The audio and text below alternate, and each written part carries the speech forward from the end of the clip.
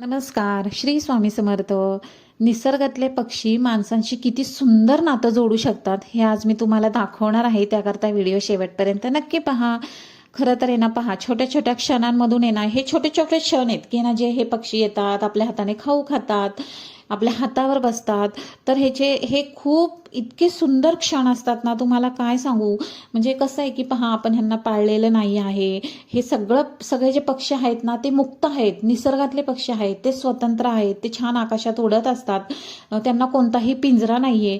आणि हे पक्षी जेव्हा स्वतःहून आपल्या जवळ येतात, खाऊ खातात, तेव्हा इतकं छान वाटतं. जसं की ना, आता तुम्हाला खरं सांगू का, आता हे जे काही पोपट किंवा कावळा असे आहेत ना, की ज्यांना जर मी दिसले नाही ना, तर ते खूप असे आरडाओरडा करत असतात, आवाज देत असतात.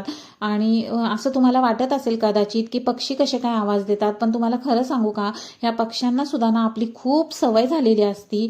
आता ही तर आमची ना लाडो आहे, ती काय करते, सगळे पोपट येऊन गेले ना की मगच ती येते, आणि तिचं हे रोजचं झालेलं आहे. आणि इतका आवाज देते ना मोठ्या मोठ्याने की म्हणजे आपण हातातलं काम सोडून बाहेर यावं लागतं. आणि तिला जेव्हा मी खाऊ भरवेल ना माझ्या हाताने, तेव्हाच तिला तो पण आनंद मिळतो. आणि मला सुद्धा ना ह्या पक्ष्यांना खाऊ भरवताना हाताने खूप छान वाटतं. कारण किती गोड आहेत पहा, त्यांना आपण हात लावतो, निसर्गातले पक्षी असतात. अहो, हे पक्षी खरं तर कोणाच्या जवळ पण येत नाहीत, पण आज ते आपल्या बाल्कनीत येतात, आपल्या हाताने खाऊ खातात. ह्याच्यासारखा खरं सांगा मला आनंद दुसरा असू शकतो का. तर असं आमचं ह्यांचं ना खूप छान आणि गोड नातं आहे या पोपटांसोबत सुद्धा. तर आता हा कावळा, हा पण काय करतो ना, बरोबर सकाळी त्याला माहिती असतं 7:30ला ना माझ्या पोळ्या सुरू असतात, माझ्या मुलीला ऑफिसला जायचं असतं. त्यामुळं ना काय करतं, रोज हा कावळा आहे ना, तो किचनच्या तिथं इतक्या फेऱ्या मारतो आणि ना खूप ओरडत असतो. जेव्हा मी त्याला ती ताजी पोळी देईल ना, तेव्हाच तो तिथनं उडून जातो. तर पहा, ह्या पक्ष्यांना कोण म्हणतं की काही समजत नाही. अहो, त्यांना सगळं समजतं, त्यांना भावना पण आहेत. फक्त देवाने त्यांना बोलायला शिकवलं नाही, एवढाच फरक आहे. चिमण्या, पोपट, कावळे हे जेव्हा तुमच्याकडे येतात ना, तेव्हा खरं तर आहे ना, काहीतरी ना असं आपलं एक त्यांच्यासोबत ना म्हणजे नातं जोडलेलं असेल, माहीत नाही, की इतक्या हक्काने ते आपल्या बाल्कनीमध्ये येतात, आपल्याला खूप सारा आशीर्वाद देतात. म्हणजे मी खरंच सांगते, कोणतेही पक्षी आपल्या बाल्कनीमध्ये खाण्यासाठी येत नाहीत. कारण त्यांना काय, परमेश्वराने त्यांची सगळी सोय केलेली आहे. तर त्यांचं ना आपलं नातं जोडतं ते फक्त प्रेमाने आणि विश्वासाने. आणि जेव्हा ते आपल्या बाल्कनीत येतात आणि आपण पण त्यांना जेवढं सुरक्षित ठेवतो ना, पहा, तेव्हा ते पक्षी आपल्याला खूप सारा आशीर्वाद देत असतात.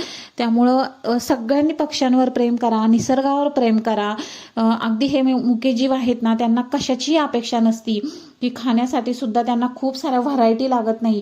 एक मूठभर तांदूळ जरी आपण आपल्या फिडरमध्ये ठेवले ना, तरी पण हे पक्षी खूप आनंदाने खातात.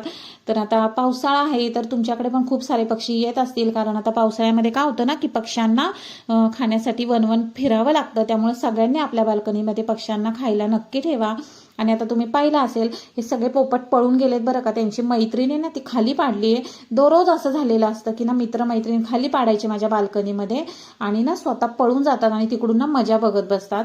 पण मी त्या जे पोपट असतात ना बाल्कनीत पडलेले, त्यांना पुन्हा निसर्गात सोडते आणि पुन्हा येतात बरं का ते. कारण ते तिथं बसून पाहतच असतात वायरवर बसून. एखादा पोपट जरी बाल्कनीत पडला म्हणजे हेच पाडतात शेपट्या ओढून आणि तिथून मजा बघत बसतात. आणि मी त्या पोपटाला सोडलं ना की पुन्हा परत सगळे येतात. तर पहा, किती प्रेम आहे, किती विश्वास आहे. त्यामुळे सगळ्यांनी ना पक्ष्यांना पण सुरक्षित ठेवा, त्यांच्यावर प्रेम करा, निसर्ग स्वतःहून तुमच्या जवळ येईल. खरं तर कसं आहे पहा, कोणत्याही पक्ष्यांना आहे ना आपल्या घरात आणण्याची गरजच नाहीये. आपलं जे घर आहे ना, ते त्यांच्या स्वागतासाठी ना खुल्लं ठेवा. ते येतील, छान खाऊ खातील आणि पुन्हा आकाशात उडून जातील. तुम्ही पण असं म्हणजे बाल्कनी बनवली आहे का तुम्ही पक्ष्यांसाठी, मला नक्की कमेंट करून सांगा. आणि तुमच्या बाल्कनीमध्ये जे पक्षी येतात ते तुमच्या जवळ येतात का.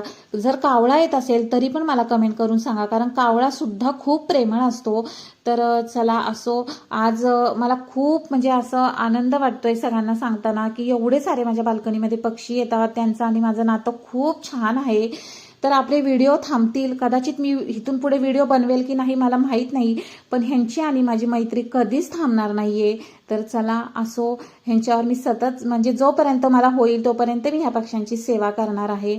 आपण पुन्हा भेटूया, तोपर्यंत राधे राधे. आणि तुमच्या बाल्कनीमध्ये येणाऱ्या पक्षी आहेत का जे तुमच्या जवळ येतात, ते कमेंट करून सांगायला विसरू नका.